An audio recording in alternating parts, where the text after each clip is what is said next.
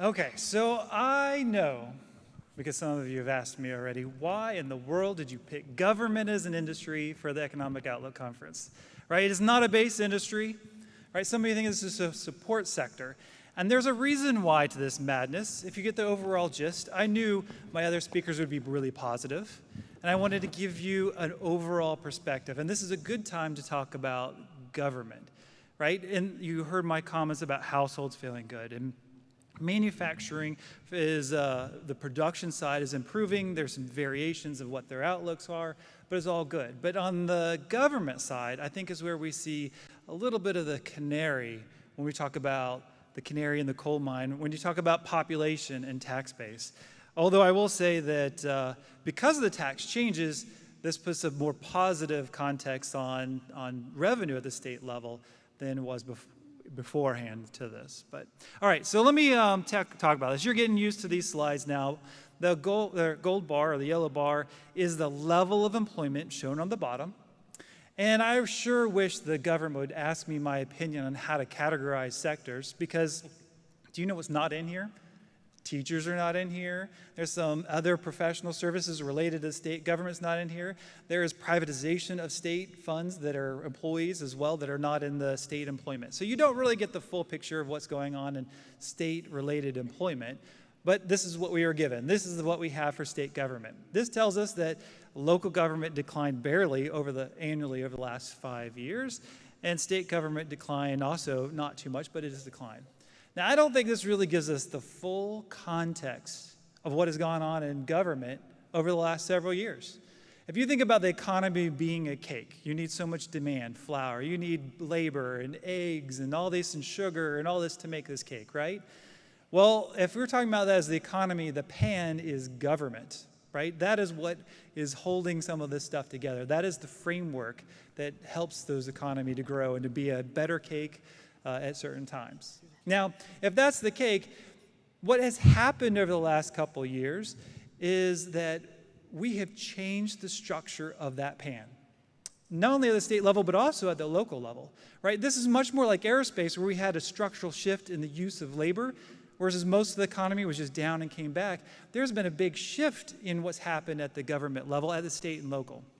What has gone on? Look at the employment going down slightly. However, during this period of time until recently, employment has been increasing, population is increasing, and guess what? Costs have been increasing, right? So they had to figure out how to recreate and provide services back to those units in a very different way than they had before.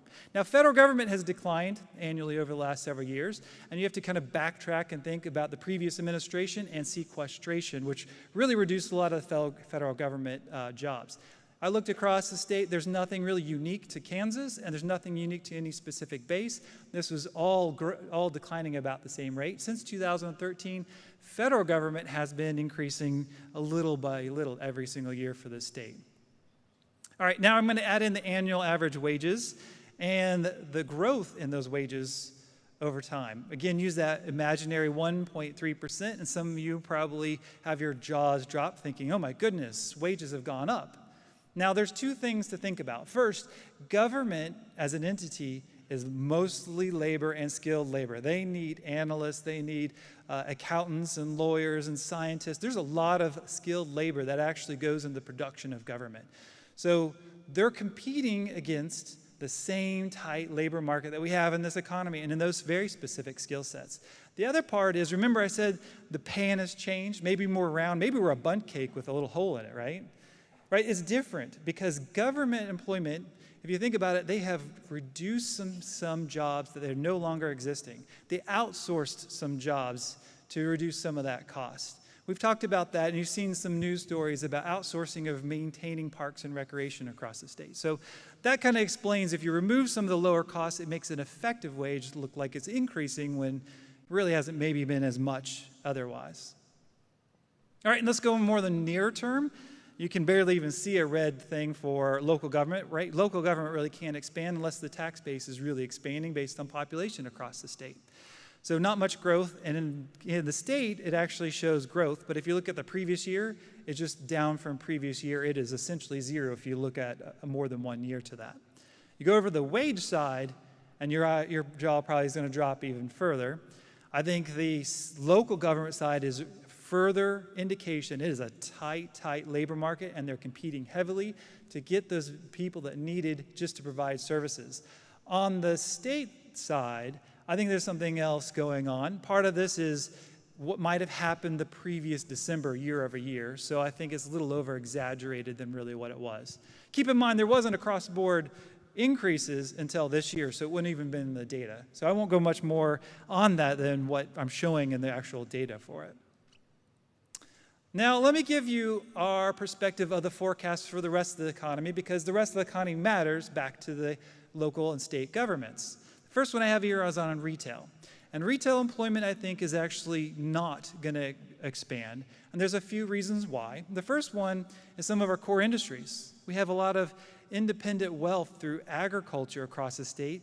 And because they're proprietary companies, right, when their income goes down, their spending goes down. And we've seen that even within the Wichita area, a direct correlation between those two things. Now, what's the broader picture? What's the overall demand? If population is not expanding, if employment's not expanding, aggregate demand is not increasing significantly. However, what is pushing up would be the wage side. People are making more money, but how much of that additional wage will actually carry over into retail? Now, our outlook on retail is actually positive. It was the previous slide. I didn't want to cover it too much since Ken had already did this. But I think it's going to grow, just not as fast as it has been growing in the past. So what is the deeper concern? You might recall, if you were here about 5 years ago, I don't remember the exact year, but I shared that companies were desperate for looking for safe havens of cash. Do you remember this? You're probably one of them, right? I've talked to several of you. You were looking for safe havens. You put a lot of money into real estate. So there was a period of time where in Kansas and also nationwide, we're looking for more ways to invest our money, and we did a lot of that. There was a lot of retail development. There was a commercial development, office development, hotel development. There's a lot of that going on across the state, and we see some of that. In some cases, given that our economy has just slowed down over the last couple of years, I'm not so sure that demand is really keeping up with that capacity. Now, I think it's great that we have some of this capacity, but I have concern, in particular on the retail side, that maybe we have too much of the retail space, and when our economy needs to catch up to where some of that might be. So if I was using that same cake analogy, it's great that we have all this investment or a lot of flour put into it, but without demand and eggs and so forth, we're not going to really make the best cake right now going forward.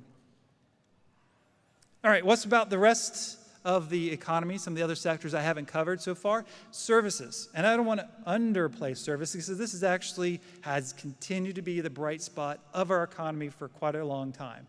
It is growing, and I think it will continue to grow. I just don't think it will grow as fast. Why?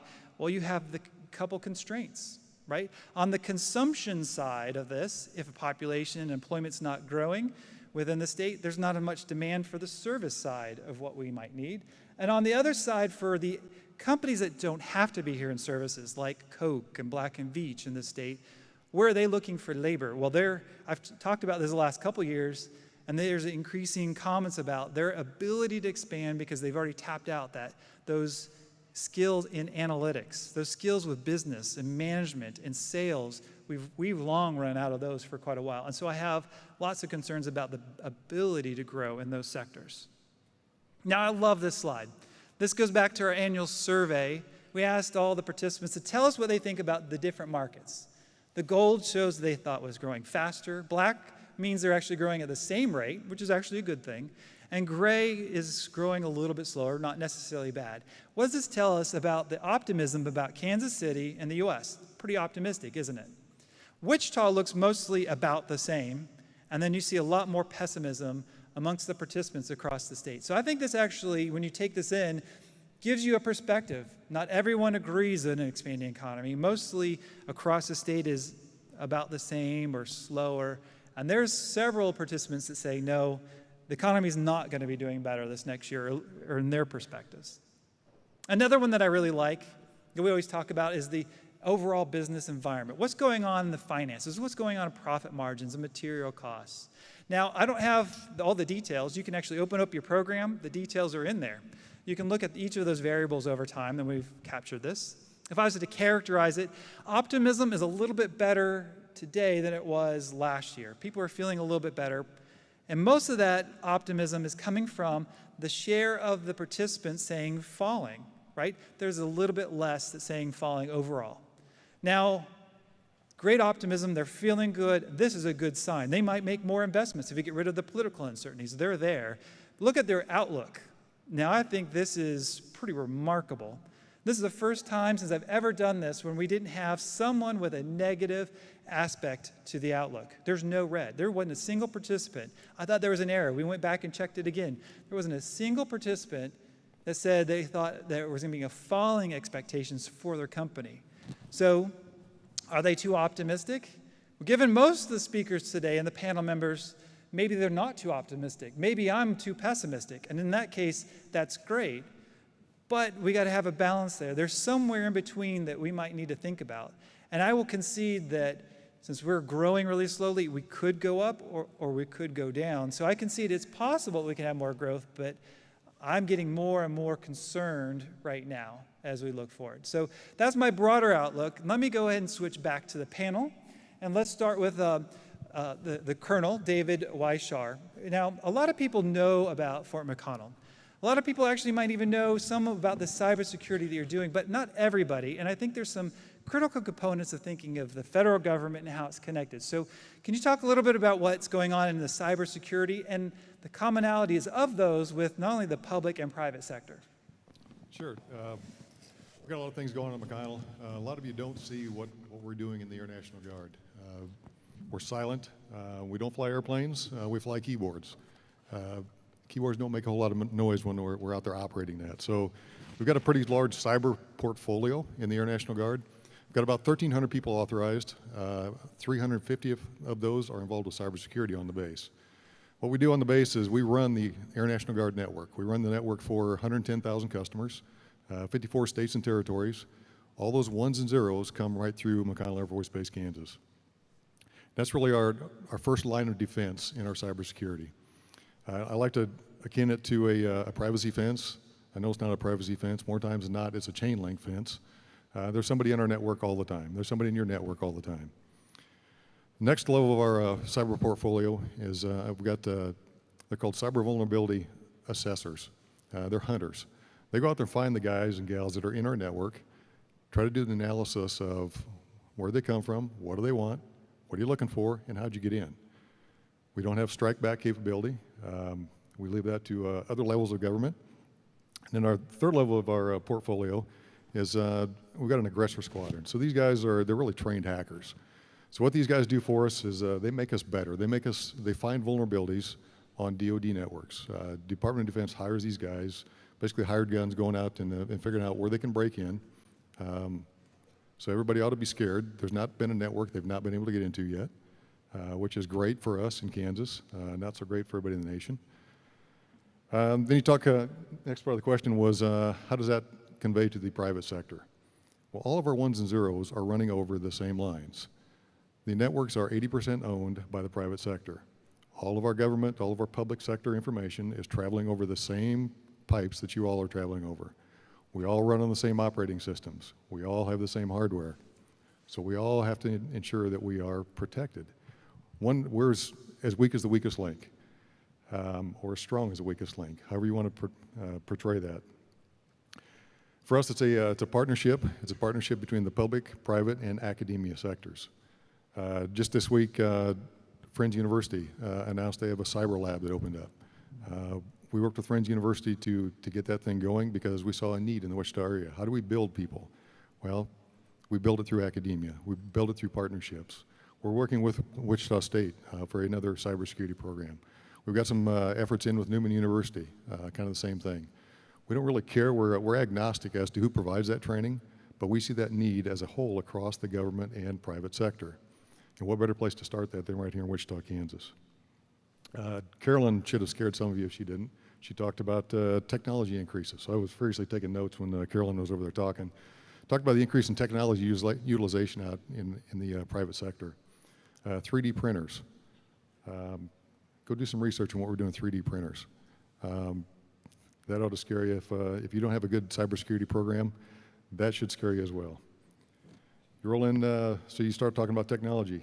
Well, what's next? Machine learning, artificial intelligence. Who's looking at cybersecurity for machine learning and artificial intelligence? We all ought to be doing that. You all ought to be doing that. It doesn't matter what business you're in. Cybersecurity is very important to all of us, public, private, and academia. So from the federal government perspective, I'll take a look at this kind of like an industry, unlike what we would talk about state and local government, right? They are here because of the infrastructure. Now, there are some reasons why you're connected to this base. However, there's also, if you're thinking more of a business perspective, you could be somewhere else. So I see this as more of an industry. This is something that is creating new jobs that are definitely high skilled and connected to this regional economy. So just a bigger perspective how you're connected. You want to follow up? That's fine. So I can follow up on that. So part of our 1,300 people, there's only 30% of that is full-time. So the other 2/3 are out there working in the community. They are you. Talked to Jared earlier. One of our retirees is this cybersecurity guy. You look out there across the community. We've got our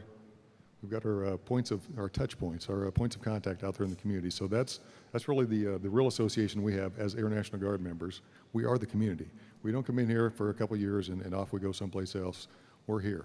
So you're integrated in the fabric of the labor market, and that labor market is ebbs and flows when you need it and then when other people need it. It's interconnected, and there's synergies of some of that labor market within this regional economy is what I hear. Yes, sir. Yeah.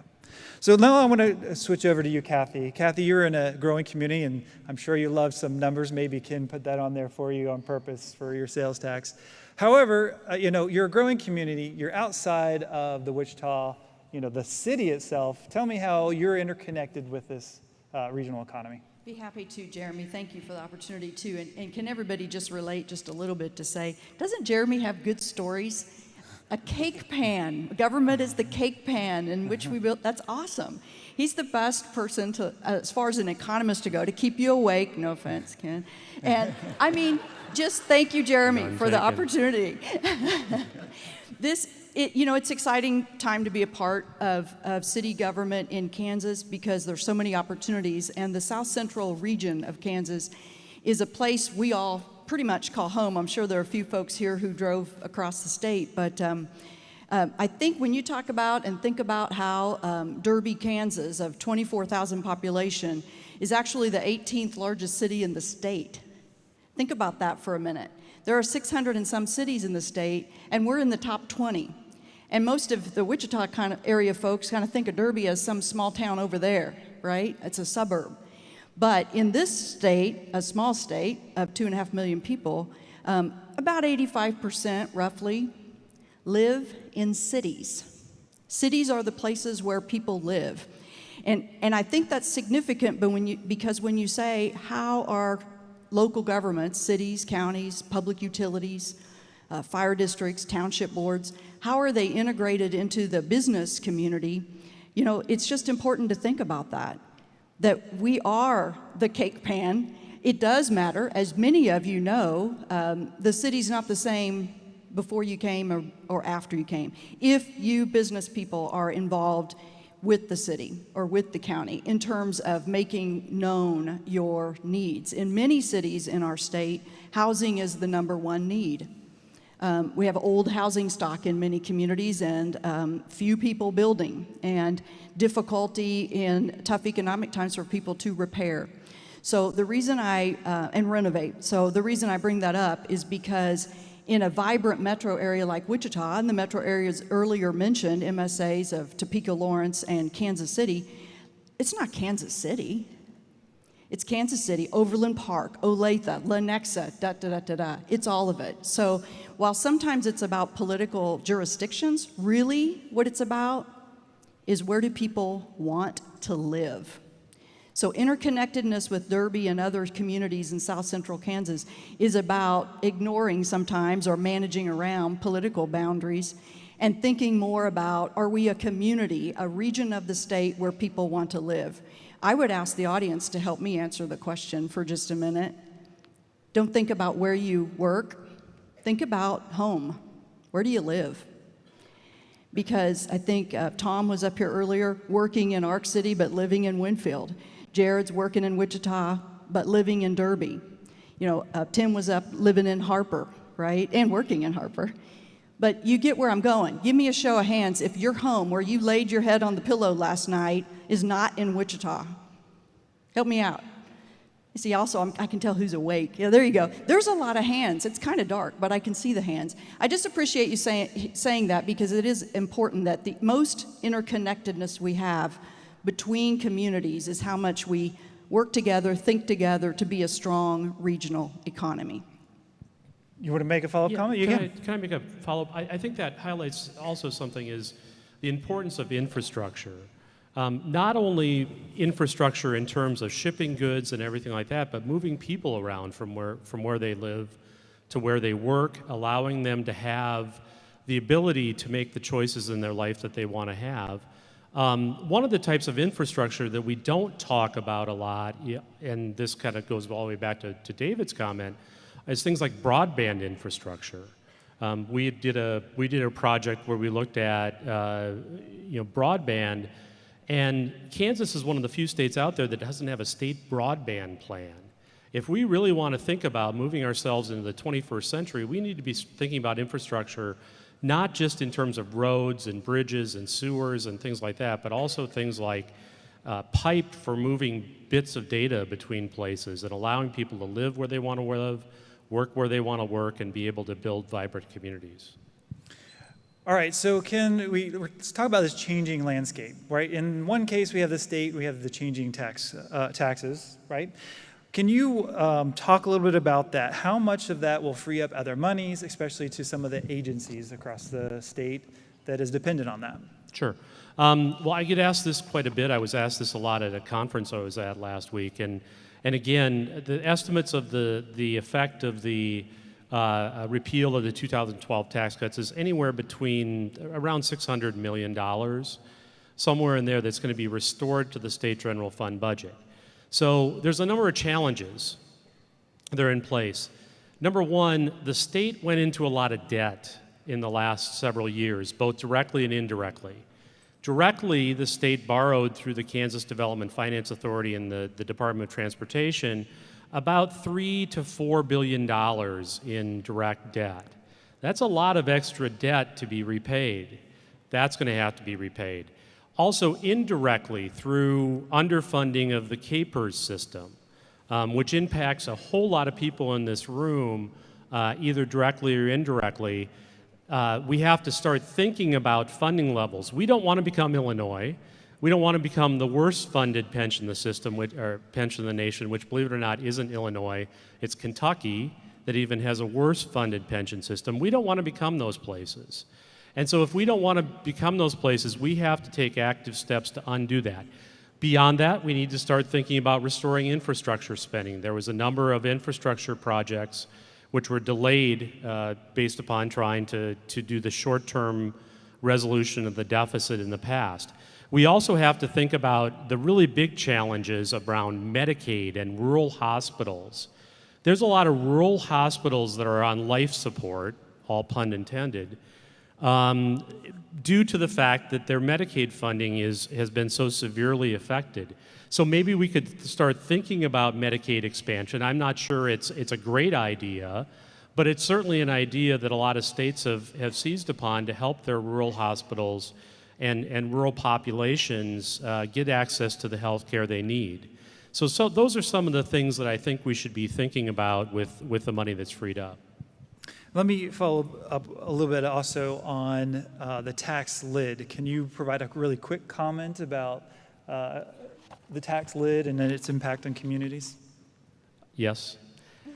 The tax lid, again, is one of those weird kind of political things that happens. It happened literally during the middle of the night on one of the last days of the legislative session in 2015. And the idea is to constrain the growth of property taxes. But as I showed in the graph, property taxes, at least in this region, the rate that you pay hasn't been going up. The value of the property has been going up, and that should be seen as a good thing. I think we all want housing prices that go up. Anybody raise their hand if they don't want their housing price to go up? And so I think it's addressing the wrong type of issue. If we have concerns about government spending, we should address government spending. Simply putting a lid on the growth of the tax levy isn't going to necessarily solve any problems. One of the very first academic papers I wrote, and no, I won't bore you with the details, but almost 20 years ago looked at the experience in California. And what happened is, when property taxes were constrained, a bunch of new fees and charges went into place, new sales taxes were put into place, there was more borrowing, which is incentivized in the tax lid here, and a number of spin-off entities, so these independent districts, as if we needed any more districts out there, were created. And so it creates all these kind of bad incentives for further hiding the cost of government from us. And economists generally like the cost of government to be presented to people at one time. So economists are weird people. They actually like the property tax. So Kathy, do you have a comment about the tax lid and how it impacts governments like yours? Well, cities are very different all throughout the state and how they spend their money on different things, but also their local economies. So when we talk about a tax lid or a sort of blindly imposed way of saying, don't invest in your community, or if you want to invest in your community, you should issue debt. And so what I'm getting at is not the way it was written or the political gains made by state legislators who voted for it. I get that. What we have to look at on the living with it end is what it really means for communities. And so if you had a community who was planning to invest in a road, or it's an old community, a lot of cities need street repair, and they need their city pool with cracks in it and just dilapidated, 60 years old, needs to be shut down and a new one built. These are real problems. And what I said earlier, that cities are the places where people want to live. And remember the earlier numbers about the outmigration from the state? So obviously there are people who want to live in other places, right? And so one of the best things we can do as communities, and many of you are involved in your communities, and I know many people here in the audience are serving their government now. They're on a school board, they're on a city council, they're a county commissioner, or they work for the public sector. You understand, we're trying to build community. And when people say, well, we don't have mountains, you know that line, right? Everybody knows that line. Well, we don't have mountains in Kansas.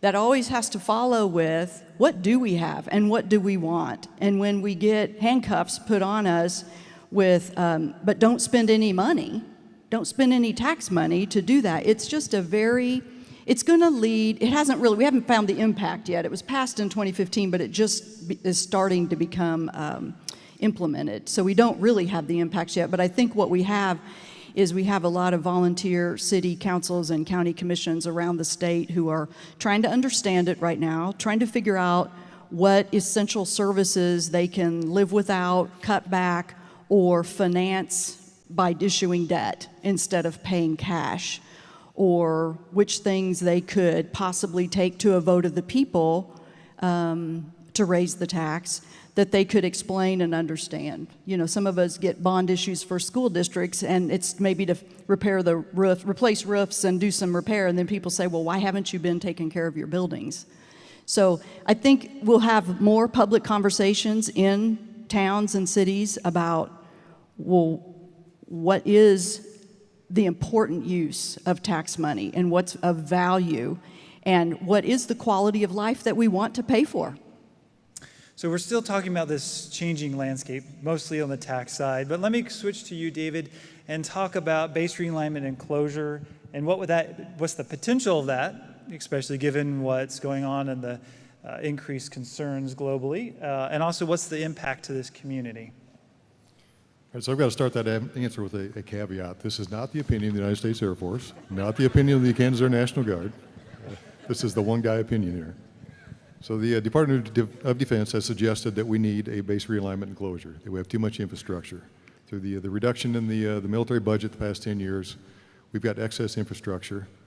I'm not sure where that's at. It's not here in Wichita, Kansas, but all that to say, the Congress is debating right now whether or not we're going to do a BRAC. Again, the BRAC is not in my backyard. Tyson chicken plants, not in my backyard. Anyways, personally, I believe McConnell is okay if a BRAC happens. We just dumped over $250 million worth of construction out there. McConnell is the first KC-46 installation in the United States Air Force. We're doing some cutting-edge, leading-edge things in the Air National Guard with our cyber and intelligence missions. So I don't think BRAC is really a large concern for me. That's not one of those things that keeps me awake at night. But just another thing that kind of nags in the back of your head. Something to keep watch on. But I think with the partnerships we have with the communities, Wichita, Derby, Hayesville, great partnerships. I think we're well prepared to fend off the BRAC battle. Okay, let me change the direction here. Let's talk about expectations. And Ken, I'm going to come back to you. Can you tell me a little bit about some of this public spending and how some of those might have more of a spurring economic value to the regional and state economies? Sure, and again, I'm going to rely a lot on the research that we did at Wichita State. Again, capital investment, like I've said and everybody has said, is a real big driver. One of the things that I think is going to be an important benefit of what happened in June going forward is the resolution of uncertainty, and you mentioned it earlier, Jeremy. There's some really good research out of the University of Chicago on the role of uncertainty in holding down economic growth. The more we can create an atmosphere through our tax and spending policy, as well as our regulatory policy that promotes certainty, I think the more that business investment is going to be attracted to the state. States that go through periods of long budget deficits do not do well, not just because of the negative attention, but because it creates uncertainty about what future tax rates are going to be, what future services are going to be available, and what types of programs are going to be supported going into the future. And so that's one of the ways that I think is going to be a very big benefit. And then again, I hate to return to this, but this whole notion of Medicaid reform, now that I guess we've chosen, maybe incidentally, not to do anything about Obamacare, how do we cope with it? I'm not sure what the situation is because I'm not a health policy expert here, but I know in a lot of states, businesses are looking at strong increases in their premiums. How does that affect what's going to happen within the state, as well as the things I talked about Medicaid? So in places like Wellington or some Kingman, what's going to happen in terms of the rural hospitals, which in a lot of cases is a major employer within the area? Are they going to have the funds to stay open and keep all of the elements that they have open? So not just be a basic hospital, but be a level 1 trauma type of hospital. I think those are huge kind of pots of uncertainty going forward that I think as a state we should try to address as we move forward. Kathy, do you have some other comments in response to that, particularly costs and labor and commercial development in Derby? Yeah, and we need to make it quick because I want to get one more comment from I'll just be real quick and say I David. love that notion of spurring the economy, because I think when it comes to local governments and city councils and county commissioners and people thinking about, well, what do we do to spur the economy? Well, some of that is what do we do right now? If we have roads that need fixed, if we have buildings that need built, if we have things that need done right now. But what I think is most important for government and for all of us is to think about what spurs the economy in the long term, because the government sector is here for the long term. And so if we're thinking about addressing workforce issues, that's about, well, what can we do as government for quality of life to make our community of South Central Kansas a place where people want to live?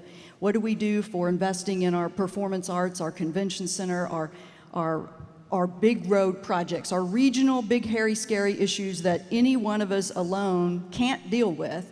And so in government, investing to spur the economy really means thinking big ditch. If you know that reference, in the 1950s when you solve the flooding problems that then allow 83,000 people to live in the central part of Wichita without getting flooded every few years. So that's what I think government has to focus on, is what are the big investments that you have to make over decades to make it a better place to live. David, can you make it a really quick comment? I would like to know a little bit about cybersecurity, in particular the aerospace. You know, what is the opportunity to marry some of that up? Because that's important to this regional economy. So trying to be quick, modern airplanes are really a mobile communication node. So we have to ensure data integrity in airplanes just as well as we do on the ground. So I think there's a great opportunity for Wichita to be involved with that if we're not already involved with it. I think NIAR is doing some of that. Aircraft is really 3 domains. It's a closed domain, it's a private domain, and a public domain. Does it really matter if somebody hacks in while you're watching your in-flight movie? Yeah, probably not. Does it matter if somebody is able to gain access to GPS coordinates in the cockpit? Yeah, that's probably pretty important. And we'll go back to, I'll just use F-35 as a quick example. The F-35 has got what's called ALICE. ALICE is a autonomic logistics information system. You plug this box into the airplane when it comes back to the ground. It says, hey, I'm suggesting there's a failure in box X in panel 292.